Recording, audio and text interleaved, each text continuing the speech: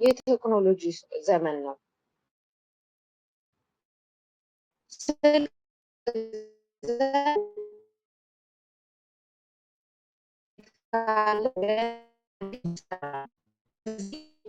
ከነዚህ መካከል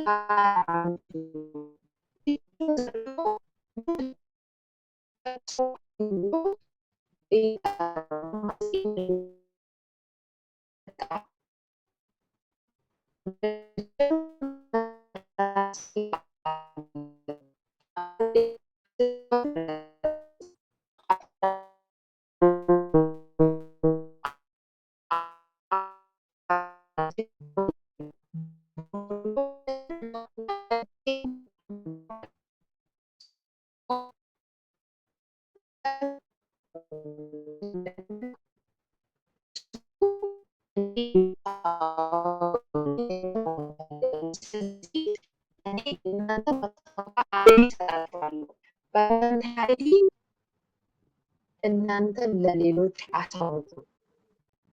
ሀላ ምን የተለየ ነገር ከኛ አይፈልግም። ሀላ እንደ ማንኛውም አፕሊኬሽን ምንድነው? ሀላ ኢንተርኔት ነው ከኛ የሚፈልገው። ለምሳሌ እናንተ ለምንድን ነው ኢንተርኔት የምፈልገው? አንዳንድ ሰዎች ቀለል አድርጎ አያዩትም። ይሄማ የማይሆን ነገር ነው፣ ይሄማ የሆነ ሃይማኖት ጋር አያያዝ ይችላል፣ የሆነ የማይሆን ነገር ነው ብሎ የሚያስቡት ሰዎች ደግሞ ምን መሰላችሁ? ለምሳሌ እናንተ ቤተሰብ ጋር ማውራት ብትፈልጉ በኢሞ ከላይ ዳታችሁን ወይም ኢንተርኔታችሁን ብታጠፉ አይሰራላችሁም። ምንድነው ኢሞ ከኛ የሚፈልገው? ኢንተርኔት ነው ማለት ነው። ዋትስአፕ፣ ቴሌግራም፣ ቲክቶክ፣ ፌስቡክ ለመክፈት ኢንተርኔት ይፈልጋል። ሀለም እንደነዛ ነው። ነገር ግን ሀላ ለኛ ቀለል አድርጎ እንድናወራ፣ ፋሚሊ እንድንፈጥር፣ ጓደኛ እንድናወጣ፣ ቤተሰብ እንድናበዛ እንዲሁም ደግሞ እያበዛን ከሰው ጋር እያወራን ገንዘብ እንድንሰራ እድል አመጣልን ማለት ነው በአጭሩ። ይሄንን እናንተ ለሌላ ሰው ማሳየት አለባችሁ። አንድ ሰው ኤጀንት ከሆነ ቢያንስ በቀን አምስት ሰው እድል ብሰጠው እንግዲህ አስቡት። አንድ ጎበዝ ራሱ ከተረዳ በኋላ ያለበት ሌቨል ዲ ላይ ከዲ እንጀምርና አንድ ዲ ላይ ሆኖ ጀማሪ ወይም ደግሞ የኤጀንሲ የመጀመሪያ ሌቨሉ ዲ ነው። አንድ 5 ሰው እንደሱ አይነት ሰዎች ሀላን የተረዱ ስለ ሀላን ዓላማ ያወቁ 5 ሰው ቢፈጥር እነዛ 5ቱም የራሳቸው በደንብ ጀግኖ ስለ ሀላ አውቆ 5 ቢፈጥሩት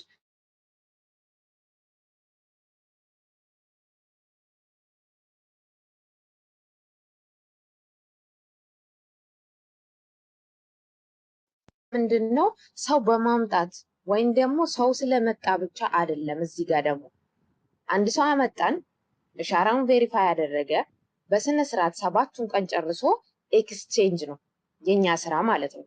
ስለዚህ እናንተ አንድ ሌቨል ከአንድ ሌቨል ለመሻገር ቲማችን ላይ በደንብ ስለ ኤክስቼንጅ ነው ከፍ የሚያደርገን። ስለዚህ እናንተ የምታመጡ ሰውን በደንብ ማሳየትና ታክሲውን በስነ ስርዓት እንዲወስድ አድርጋችሁ ኤክስቼንጅ እንዲፈጽም ኮይን ለምሳሌ አንድ ሰው ኤክስቼንጅ ፈጽሞ ደግሞ ኮይን ካለ ዝም ብሎ ጌም ውስጥ ከሚገባ ጋምብል ተጫውቶ አክቲቭ ከሆነ ኔትወርኩ አሪፍ ከሆነ ጋምብል እንዲጫወት ራሱ ጊፍት እንዲሰጥ ቲም ላይ ቲም ቢውልድ ላይ እንዲሰራ ማድረግ ነው አንድ ሰው ማለት ነው። እዚህ ላይ በደንብ ቲም ላይ እንዲሰራ ካደረጋችሁ እናንተ ለማደግ ለመለወጥ ገንዘብ ለማግኘት የሚወግዳችሁ ነገር የለም ማለት ነው። እዚህ ጋር ደግሞ አይ እኔ ሰው አላውቅም እኮ እኔ ጊዜ የለኝም እኮ እኔ እኮ አይመቸኝም እንደዚህ አይነት ምክንያት መሆን አለብን። ሀላ ላይ መቼም አንድ ሰው በቀን 30 ደቂቃ አያጣም። ቲክቶክ መክፈታችን አይቀርም፣ ከቤተሰብ ጋር ማውራታችን አይቀርም። እውነቴ ነው የምላችሁ። አንድ የራሴን ምስጢር ንገራችሁ። እኔ ሀላ ላይ ሁለተኛ ቲሜስ መጀመሪያ ለመገንባት ስነሳ አንዱ አላማዬ ጓደኞቼን ወይም ደግሞ ከኔ ጋር ሀላ የማይሰሩ ቤተሰቦችን አይ እኔ ለአንድ ወር የሆነ ቦታ ሊሄድ ስለሆነ ኔትወርክ አይሰራም ብትደውሉልኝ ላናነሳላችሁ እችላለሁ። ስለዚህ አትጨናነቁ ብዬ ቤተሰቦችን በደንብ አስረድቼ እኔ ወደ ሀላ ትኩረት አድርጌያለሁ። የሚገርም ቲም ፈጥሬያለሁ በጥቂት ወራቶች ውስጥ ማለት ነው። የሚገርም ስለዚህ ጊዜ መስጠት ያለባችሁ ሰዓት ጊዜ መስጠት አለባችሁ።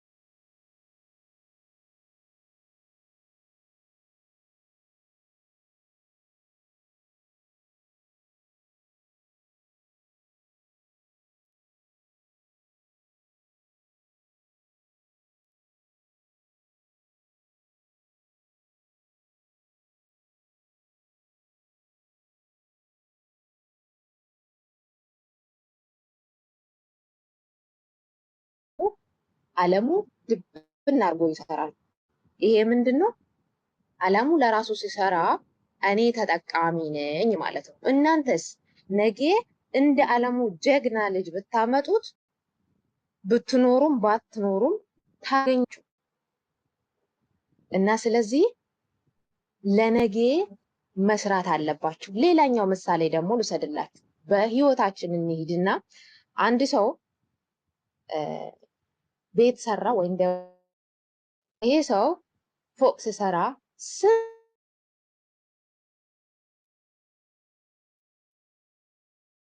በት ቤቱን ይሰራል። ቤቱ ካለቀ ከጨረሰ በኋላ አከራይቶ ገንዘብ ይወስዳል ማለት ነው። ቁጭ ብሎ ውሎ በየወሩ ቀኑ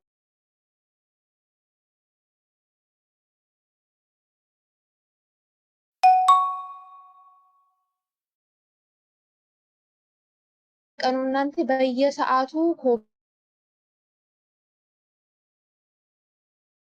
ኮሚሽናችሁን ታፍሳላችሁ ማለት ነው። ባትሰሩ ራሱ ከምኩት ዛሬ ያለምንም ኮሚሽን ከሰራሁት ነገ እኔ ብሰራም ባልሰራም ኮሚሽን አገኛለሁ፣ ኋላ ብገባም ባልገባም ኮሚሽን አገኛለሁ ብላችሁ ብናርጋችሁ ዛሬ ያለምንም በቃ ኮሚሽን ሳታስቡ ቲም ቢውልድ ላይ ከሰራችሁ የሚገርም ኮሚሽን ነገ እናንተ ናችሁ። ለካ እንዲህ ይቻላል እንዴ ትላላችሁ ማለት ነው።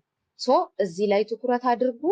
በደንብ ኤክስቼንጅ ላይ ትኩረት አድርጉ። የኤክስቼንጁ ጥቅም ደግሞ እኛ ስራችን እዛ ላይ ስለሆነ በትራንዛክሽን በደንብ መስራት አለባችሁ።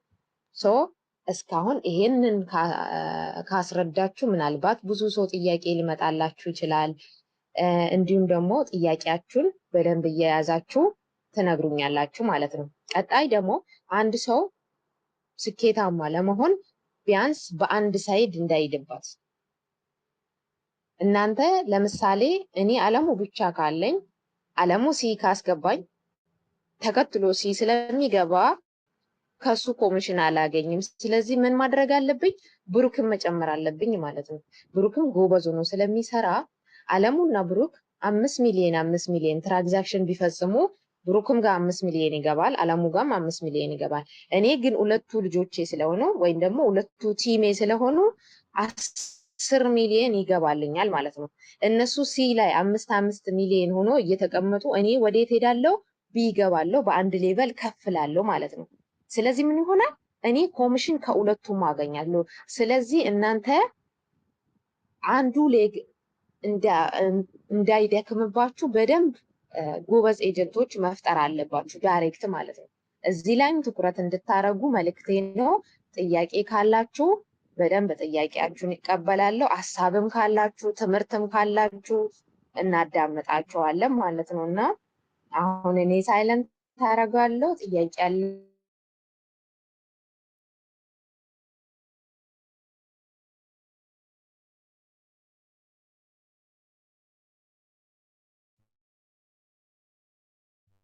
ጥያቄ ያላችሁ ማለት ነው። ሰላም አለይኩም ተመሉ እሺ ታሳዩን ኢሞናችሁ ገስት ላይ አለፉ። ድምጽ ይሰማችሁ ነበረ? ግን ይሰማለው በመካከል ገስት ላይ ወይ ይሄ ነው ችግሩ እኮ አለ። አይ ደህና ነሽ፣ ደህና ትሰሚ ነበር። ያው አንዳንድ ቦታ ላይ ያዝ ያርግሻል እንጂ ደህና ነሽ። ቤተሰብ ለእኔ አሪፍ እየተሰማሽ ነበረ። አዎ ትሰማለሽ፣ ግን አንዳንድ ያዝ ያርጋል። በጣም አሪፍ ነበረ።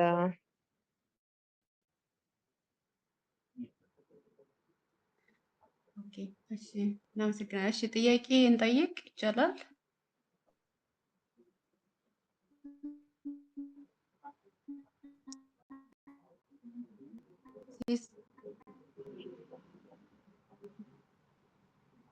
አይሰማም?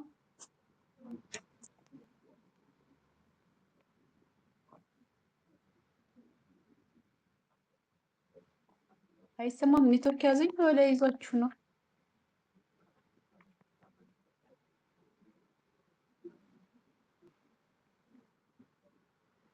ትንሽ ኔትወርክ ይዞኛል። እስኪ አንዴ